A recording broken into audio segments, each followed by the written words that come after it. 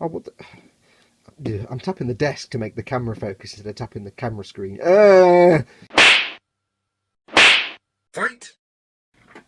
Hey everyone, it's Foxx from modelmaking.guru here with a little fun video for you. I'm going to be honest, I hate cleaning my airbrush. It's a pain in the bum, but it has to be done. Now cleaning it with paint after painting is not too bad. Cleaning it after gloss varnishing with something like Pledge multi-surface wax /future/clear can be a real pain in the bum. You've got to get into all the little nooks and crannies. You've got to get your little pipe to really clean it, get your pipe cleaners into there and out the nozzle and take it all apart.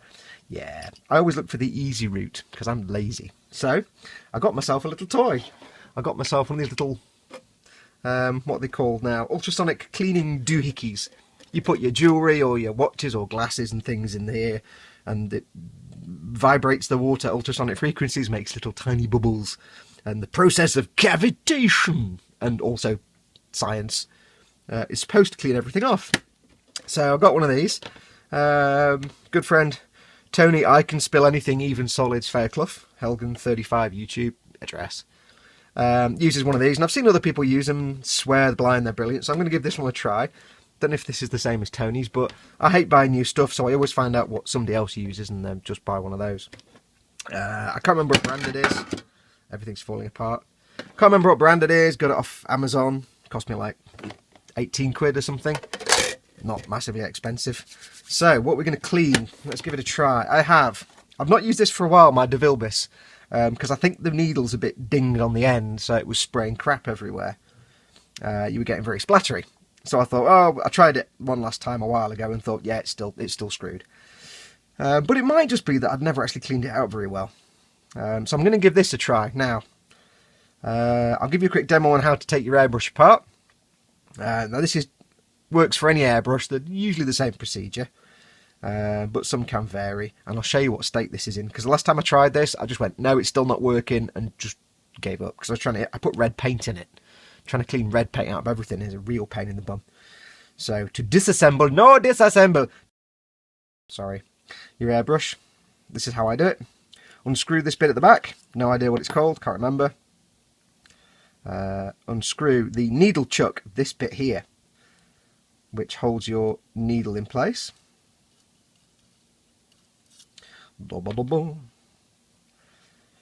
Unscrew the trigger chuck or whatever it's called. Again, no idea what this is called. I'm not very technical. Really not technical at all. To clean in this ultrasonic doohickey, you have to take everything apart as best you can. Now, be careful with this bit, because this is the bit that pushes against the trigger. And you can see here, it's several pieces with the spring in the middle. This does come out, but I'm going to leave it in just for the sake of convenience. But if you lose that spring, yeah, that will go in the carpet and never be seen again. So just be careful with that. I'll keep it together for the sake of convenience. Now, I know for a fact a few times I've spilled paint in this and it's gone down towards the trigger, so this will do some good. Take out your needle. Oh, hello. Gently, but firmly. Oh, yeah, this is covered in... Look at that. Oh, yeah, that needs cleaning. It's a bit filthy, that is. I think the end of this is actually kinked, so this is probably no use at all anyway. But be super careful with your needle.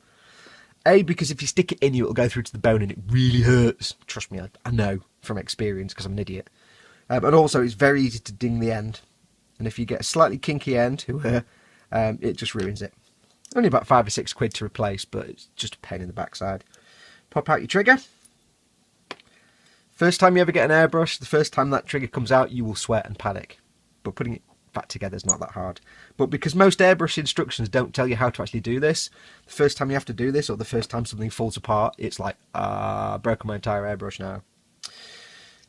Get the crown guard and the cap off. Now, the one thing I can't do on this is get this nozzle off, because in their wisdom, the tool that DeVilbiss, this is DeVilbiss dagger, the tool that DeVilbiss gave me doesn't seem to actually work at taking the nozzle out.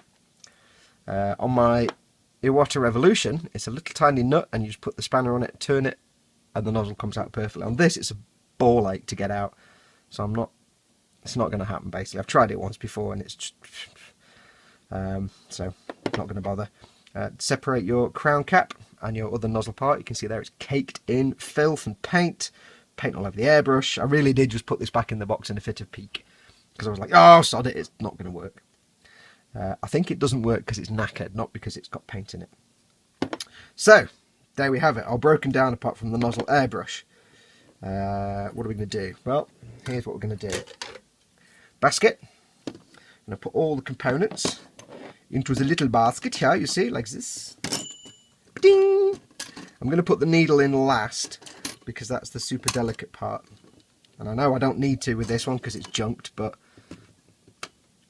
I'm going to anyway. For the sake of getting everything clean, I'm going to put them on the side. I'll get my needle, which should just fit. Should. There we go. My apologies if my head keeps coming short. My revolution, the needle is actually a little bit too long, so I have to kind of stick it out the side. It's a bit of a pain. Right, so that's it stripped down in the basket. The way this is going to work is I'm going to put some water in the cleaner. So the vibrations inside it cause tiny little micro bubbles, and it's the force of the cavitation of the bubbles that is supposed to dislodge all the paint. And all you need to do is put it in some water with a little tiny bit of a surfactant, like washing up liquid.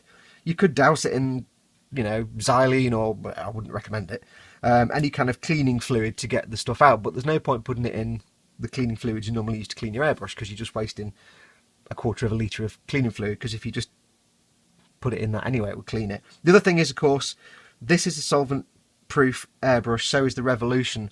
Some airbrushes don't react well to solvents. If you put these in solvents, it will just eat away at all the little rubber seals. Now, I know this is solvent-proof because this is designed for body shop work, or is compatible for body shop paints and solvents, so, and lacquers and thinners, so it won't do any harm, but just don't bother. Just do it in water. That's the idea.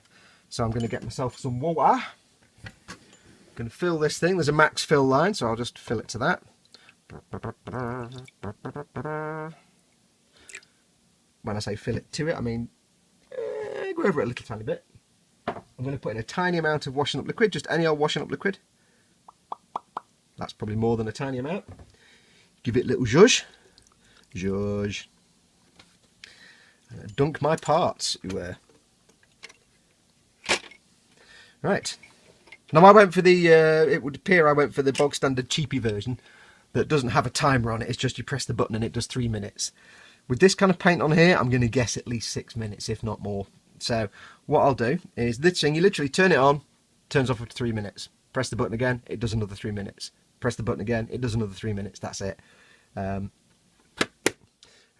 things you need to know: don't put your finger in there when it does it, because it might be harmful. Don't use it without water, because that will damage the machine. And when you clean it out, you just do it with a damp cloth. So I'm going to turn this on. Where's the on button? I can't actually see. And then it'll go, and I'll just time lapse it, because you don't want to sit here while I clean this for like half an hour. But hopefully what you'll see in the time lapse, if it actually shows, I don't know if the lighting will stop it showing, but I'll focus in. Hopefully what you'll see in the time lapse is all the paint start to wiggle its fingers, obviously is what I'm trying to think of saying there, come off the airbrush. So the idea with this is that it's going to get into all the little tubes inside that I can't get pipe cleaners and other stuff, like around where the trigger is, down between the paint cup hole and the nozzle, right into the nozzle. Hopefully, again, especially on this one, because I can't get the tin nozzle off anyway. DeVilbiss. Stupid design. Every other airbrush, you just pop the nozzle off. DeVilbiss, no. Ooh. I'll leave the lid. Right, so let me move this out of the way. Oh, hello. I forgot the needle chuck. Don't need that, but I'll put it in. We'll get it going. It's not loud. It's actually quite quiet. So let's get this going, and I'll just time lapse it, and we'll see how we do. See, it's not loud, is it? So we'll leave it going for a bit, and we'll see what kind of schmutz comes off. That's been about a month on there, that paint, so we'll see how well it does. Back in a bit.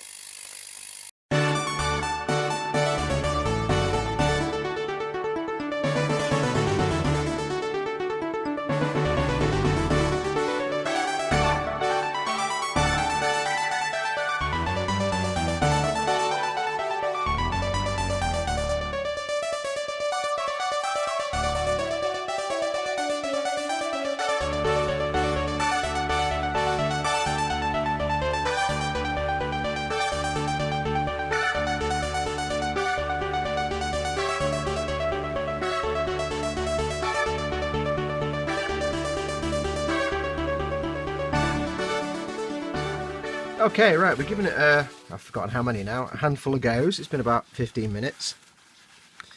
Let's see how this has come along. It's warm. Well, you can see there's still some paint on here. Let's see if I can get that off. Still a little bit of paint left, but it's got rid of a lot of it. Most of it, I'd say.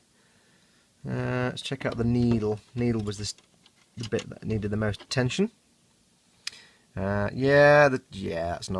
not got rid of it at all, has it? So I think some traditional cleaning will still be required. However, this has been left for a month or more, and it's really caked on. So, I'll need to try it with a brush that's only just been used. Say I've just used for paint during the day, and I want to make sure there's nothing left inside. That's pretty caked on. I suppose I could use something in here instead of water and the washing up liquid, but you know, I may as well just do it manually if that's the case. So, not the most resounding success in the world. It's got all the paint out of the cup. There was paint around here. There's still some paint left on there, but that may have been where it was sat. I can just scrape it off with my finger. There was paint in the cup, that's now gone. And on the nozzle, I can't quite see with my old man eyes, but I think that's got rid of most of it on the nozzle. Where's the crown cap? Crown cap, yeah, there's still a little bit of paint on there, so I'll have to go around with a little bit of xylene or something, or thinners, just to clear those extra bit off. So, there's some paint left on the nozzle. Not the most resounding success in the world. I could just leave it longer, give it a few more goes, but I think what I'll do, it's got rid of a big chunk of the paint, so it just needs me to go around and get the bits now. The only thing, of course, is I don't know how well it's done with the paint inside. So, yeah. But I don't think it's really intended for airbrushes that have been left covered in paint for like a month and a half. So I'll make sure I try it on one that I've just used throughout the course of the day. I mean, the water's gone a bit cloudy, so it's picked up some crap. So, not a resounding success, but it's got rid of some of it. So I'll try it more during the next few days, weeks, and see how it comes off. But, oh well, never mind. Thank you for watching, as always. Follow me on YouTube. Leave a comment if you wish to. Follow me on YouTube for more videos. Go to the Facebook page. I'm on Twitter as well. But yeah, just a little silly video. Adios amoebas.